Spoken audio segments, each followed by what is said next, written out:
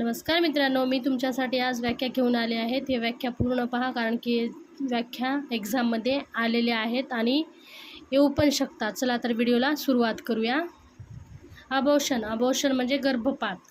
गरोदरपणाच्या 28 आठवड्याच्या आत जेव्हा गर्भोदक, नाळ, प्लासेंटा व मेम्ब्रेन जननमार्गाने बाहेर येतात त्याला काय म्हणतात? गर्भपात असे म्हणतात. तर समजलं ना? गरोदरपणाच्या 28 आठवड्यात जेव्हा गर्भोदक, नाळ आणि प्लासेंटा मेम्ब्रेन जननमार्गाने बाहेर येतात याला गर्भपात म्हणतात. चला तर आपण दुसरी व्याख्या पाहूया. वेसिक्युलर मोल म्हणजे द्राक्षागर्भ.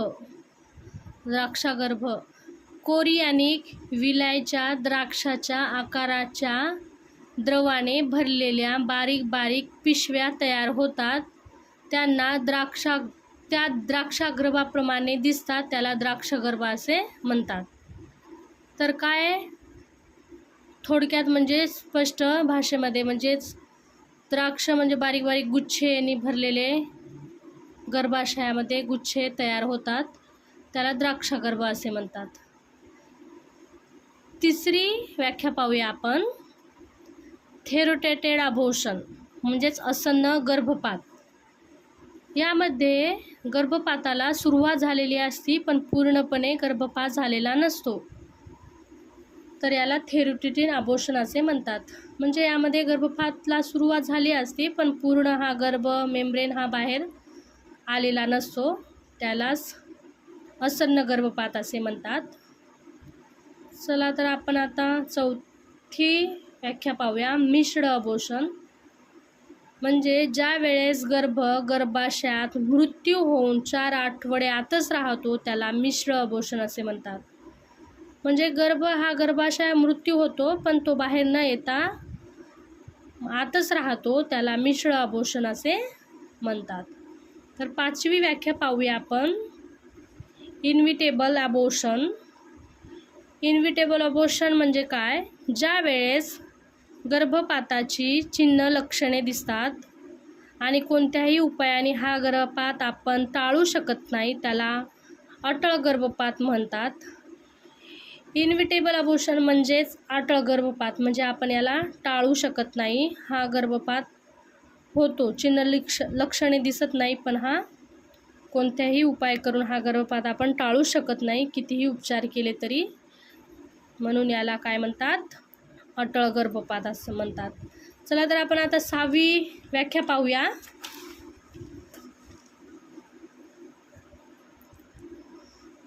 इनकम्प्लीट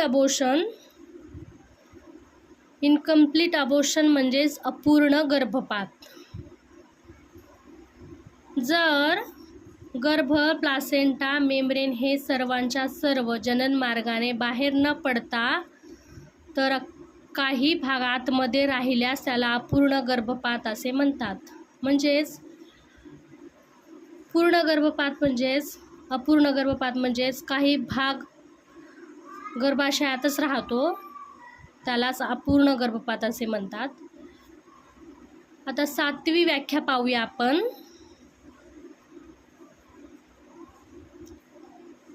हॅबिच्युअल अबॉर्शन म्हणजे सवयीचा गर्भपात. ज्या वेळेस सलग 2 किंवा 3दा आपोआप गर्भपात होतो तेव्हा त्यास सवयीचा गर्भपात असे म्हणतात. सवयीचा गर्भपात म्हणजे एकदा होणे, 2दा होणे, 3दा होणे. वारंवार जर गर्भपात होत असेल तर त्याला सवयीचा गर्भपात असे म्हणतात. 8वी व्याख्या पाहूया आपण. एक्टॉपिक गेस्टेशनल म्हणजे अस्थानी गर्भस्थाना, म्हणजे एक्टॉपिक प्रेग्नेन्सी म्हणतात ना, त्या प्रकारे. ज्या वेळेस फलित बीज फर्टिलायझेशन ओव्हम गर्भाशयाच्या पोकळीमध्ये रुजण्याऐवजी इम्प्लांटेशन इतर कुठेही रुजतो तेव्हा त्यात अस्थानी गर्भधारणा असे म्हणतात. सांगायचा अर्थ म्हणजेच गर्भाशयात गर्भ न रुजता इतर कोणत्याही ठिकाणी रुजतो त्याला एक्टॉपिक प्रेग्नेन्सी गर्भपात म्हणजे अस्थानी गर्भपात असे म्हणतात. आता आपण पाहूया इक्लॅम्प्शिया म्हणजे सगर्भपस्मार. 9वी व्याख्या. सगर्भपस्मार पूर्वस्थितीचे विपरीत परिणाम होऊन जेव्हा झटके, आकडी, कन्व्हल्शन येऊ लागतो त्याला एक्लाम्शिया असे म्हणतात.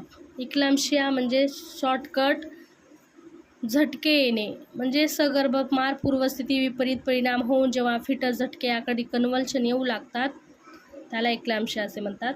आपण आता लास्ट 10वी व्याख्या पाहूया. प्लासेंटा प्रिव्हिया. जरायुदर्शन गर्भाशयाच्या खालच्या भागात प्लासेंटा तयार झाल्यामुळे तो अकाली सुटतो आणि रक्तस्राव होतो त्याला प्लासेंटा प्रिव्हिया असे म्हणतात.